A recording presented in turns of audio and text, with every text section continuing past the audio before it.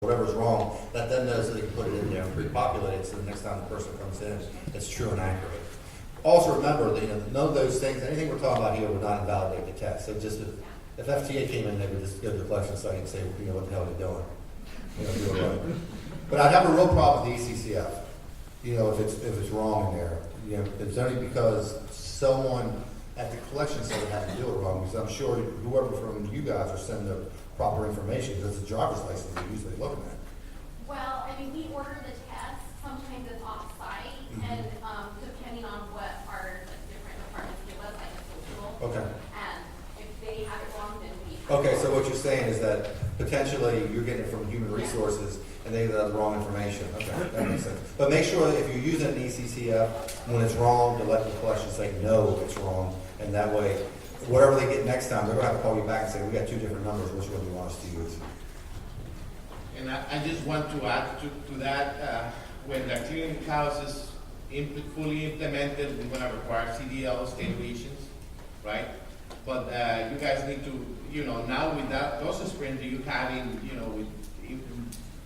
wrong information going into the CCF, you need to revise your policies and procedures to make sure when that time gets done, you can do your best and provide an accurate information. That's just a recommendation. Mark, I have a question for you. About a month ago, we had a fatal error that was caused by the collector, where the collector should have been gone through error correction training, and I went back to the MRO to say, are you going to contact a collector, or do you want me to make sure that gets done? He said, well, they don't need to go through error correction training. So what do I do when I get that kind of crap? Well, I would go right to the collection site. What was the error?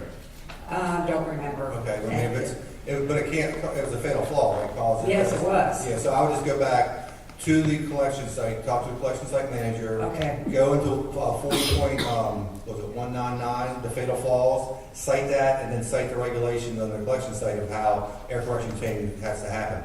Now remember, under starting in section 40.203 to 209, it talks about what causes a test to be canceled or not be canceled, not corrected. Error correction training, a collector not being qualified does not cancel a test. It's a regulation violation, but a test is. So always remember, there's 7 errors or fatal flaws under 40.199 that always cancel the test. Everything else can be corrected. So if it doesn't go to 40.199, somehow it's going to be corrected. Okay.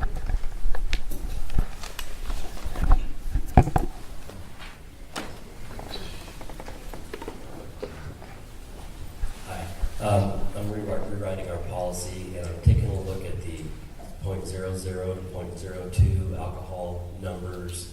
I know it's not DOT, but someone mentioned in one of the sessions that the equipment has a hard time distinguishing between acetone and alcohol, or that the equipment can't necessarily be depended on at low levels. So I want to be kind of cautious about the discipline that I'm considering at that level, and I just wanted someone to comment on that.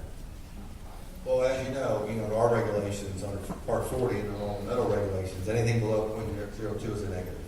So whatever you did would be a non-DOT sanction. And our regulations talk about, same like a negative loop.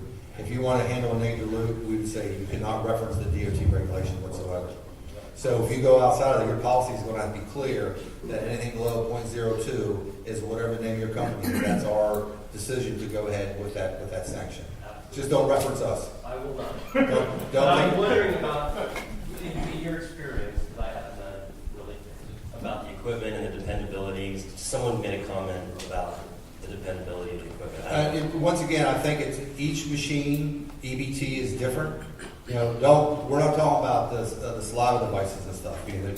But the EBTs are manufactured different, and at the levels they detect, because for example, if police officers, they look at, your regulation's one, right? Any measurable amount of alcohol?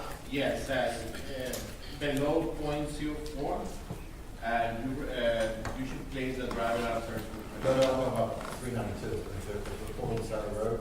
Yes. And they measure the amount of alcohol. They Yes, place on the yes, side. exactly. So you would have to say whatever the machine is, and if you ever have a question, I would call a manufacturer and say, what's your reliability, what's your QAP say, what's reliable of anything .02, because a lot of times they'll tell you it's residual that's in there.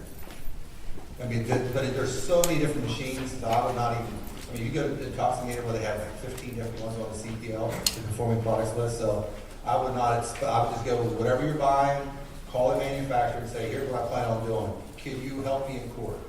And ask that question, man, you're gonna get this. I don't think we want to do that. Just be careful that below that .02. Yeah, Keep your counsel in the loop as well. you know, and I always highlight the importance, I know that we don't do a lot of alcohol testing because we require 10.6%, but it's very important, time is critical, and making sure whoever is doing your alcohol testing, you know, they have the equipment calibrated, they have up to date, because in many occasions you send a driver and the equipment doesn't work, and time is sensitive, so sending somebody else somewhere else, we change from a 0.4 and above to below that. So that's a big difference because the consequences are different. So make sure you revise that with your collectors.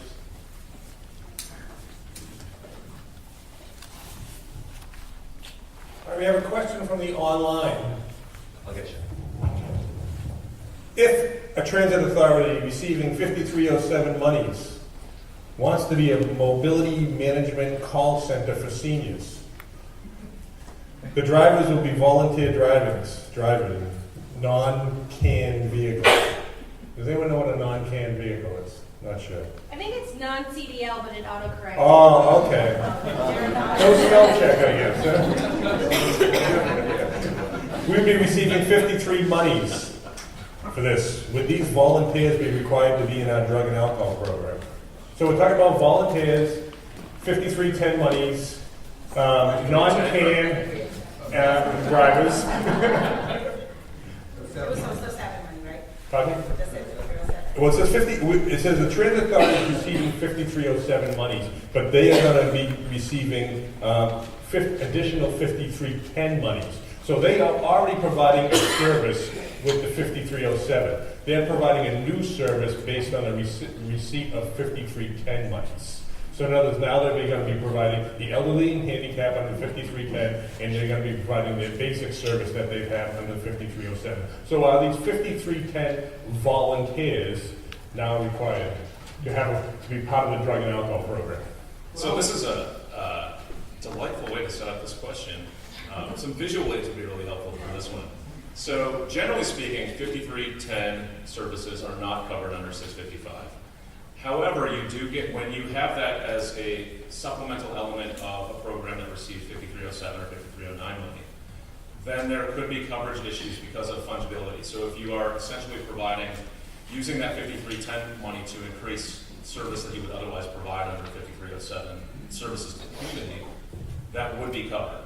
Now that said, if you're using volunteers and they are not receiving remuneration, i.e. reimbursements, in excess of actual expenses, so mileage or whatever, if they're not receiving that remuneration and if they don't have to have a CDL to operate the vehicles that you're using, and I believe you said they were non-CAN or non-CDL. Yeah, CDL. Then those people would not be covered. They wouldn't even be covered in the straight 5307 operation. So there's a couple elements at play here, but it sounds like they would not be covered.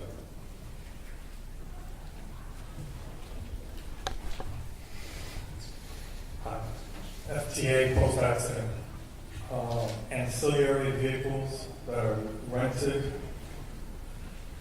This is fine. FTA post-accident, ancillary vehicles that are rented. The answer to your question was it should be non-DOT. We discussed it at lunchtime. Thank you. You're welcome. And if anyone wants to know, please see us after. This is a drink session where you can talk about rented ancillary vehicles. That's 5%. Has anyone gotten any feedback or any questions about what you're going to do with employees who have been on opioids and now are being asked to change their medication and are going through withdrawal. Great question. The first thing, the MROs we've talked to, when the treating physician had no clue that the person was performing safety sensitive function, has agreed to go ahead and change their medications to whatever it is, but it's not going to be one of the synthetics. They had warned them, remember, especially like the one I heard was that the one guy's been taking Percocet for 3 years. So the MRO called the treating physician and said, well, I never knew the person was I'm not going to tell you what they did for a living. It's sort of scary. So I did not know that. He said, I will take them off immediately. And the MRO said, remember, there's also some other issues going to be involved with potential withdrawal. Have you talked to him about it? He said, the treating physician says, yes, I have. And the person says, I don't have insurance and I don't have any sick leave. So I'm going to have to gut this out on my own. The same thing problem we have in the substance abuse professional arena. Do we have people in rural areas to find a staff to start with? And do we even find people that have treating things? Do we have people who have insurance? All these things have to come into consideration. So we do know that the MROs, some MROs, there's nothing in writing to say this, have said, if you're going to get them off this stuff, either you want to talk them through what could be happening to them. So we can't fund anything because it'd be an unfunded mandate.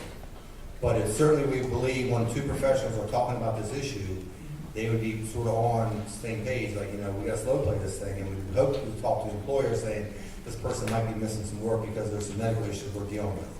Not specifically violating any HIPAA, but saying we got some medical issues we're dealing with, so he might be missing some work, or she might be missing some work. Besides that, there's not much we as the federal government can do. I mean, I know if they're veterans, they can go to VA and get all the help they need at the VA hospitals. But besides that, it's no other different right now when a person has an issue.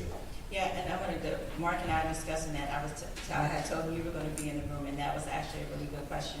And we had talked about, talking about the VA centers, with the other branches of the federal government bringing funding and streamlining programs, maybe it help, but we don't know what those outreach resources will be. So just, if you guys, as we move through this issue, and please keep abreast of what's happening in terms of the opioid guidance that's being, the funding that's being pushed out to the local resources. What kind of services that you can start directing your employees to who have these issues. That's all I want to add to it. I just want to add something because I've been getting phone calls from MROs, having issues getting information from the pharmacies, contacting personal physicians. I think we need to make aware those drivers under those medications. They need to talk to the physicians and tell them what they do for a living. They're subject to UT testing. Talk to their pharmacy they can, because you have a 5-day window. It's better to fix the problem before than after, and you have 5 days and then you might be out of work for a while. So if it's a little bit work ahead before you get a test or it's a safety concern, kind of go back to your physician and say, what's going on, and that would help a lot. You should also, when you get back home next week, give your MRO a phone call and ask them how they're going to deal with some of these issues as they come up. I talked to an MRO 2 or 3 weeks ago who was working with a physician to actively titrate someone off of their prescription because of the withdrawal concerns. And then the physician was perfectly happy to switch to something, but you can't do that instantly. So the MRO is taking a proactive role in making sure that this person has a safe transition to a more acceptable drug. And to the extent that you as a regulated employer can work with your MRO just to make sure that he is aware or she is aware that these things will come up for and make the program a lot better than normal. So just to piggyback on this, I'm very fortunate. I'm in Rochester, New York. We self-administer all of our own drug and alcohol testing in-house. We also do all of our driver physicals for 19A in-house. We contract out our medical providers who service both MROs as well as examining 19A examiners. So we've had a recent situation, a guy was being prescribed 240 Vicodin a month by his doctor for 2 years.